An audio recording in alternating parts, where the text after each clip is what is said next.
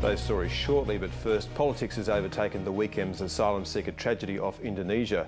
The Gillard government's released an exchange of letters with the coalition calling on it to negotiate an offshore processing settlement. That's something both sides want, but they can't agree on how it should be done. And the opposition says that without a clear proposal on the table, any meeting is pointless. In a moment, Immigration Minister Chris Bowen, but first, this report from Hayden Cooper.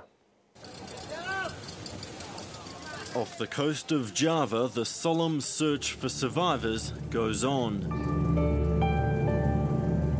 Rescue teams are still setting out, and miraculously a group of 15 people was found overnight. Among them, 2 suspected crew members, who are now being questioned by Indonesian authorities. Family members are growing desperate as they wait for news. Until now, the Australian government has insisted that this is not a time for politics. Well, today it seems the times changed.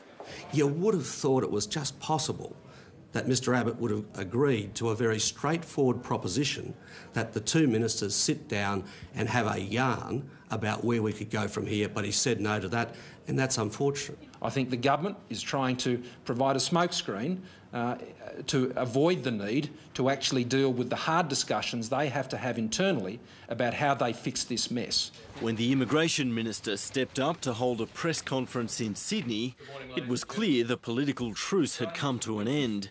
He was there to launch a fresh attack on the opposition leader, releasing a string of letters between Julia Gillard, Wayne Swan and Tony Abbott on how to end the policy standoff. I don't believe this situation is acceptable to the Australian people. In fact, I believe the Australian people have had a gutful of the politicking.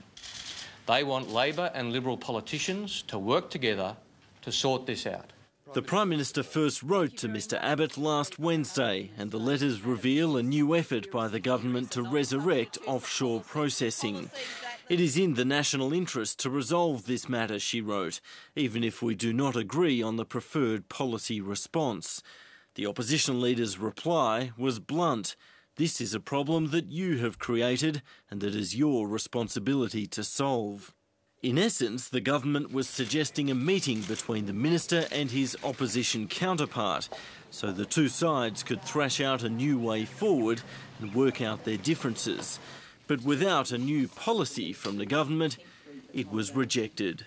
It's, I think, a very reasonable thing for the coalition to expect the government, who is seeking our support, to give us something to consider, rather than what, sadly, unless the government is prepared to change its position, will likely be a photo opportunity of discussions which produces nothing. And so, as survivors grieve in Indonesia, Australia's politicians are locked in an ugly standoff. The government appears at a loss as to how to end the policy indecision, and the opposition appears unwilling to help, even when a solution could prevent more scenes like these. There's no sign of an end to the stalemate. We are prepared to talk about this to see if a common sense solution can be reached. Our message to the government is simple. Put forward a proposal and we'll sit down and talk.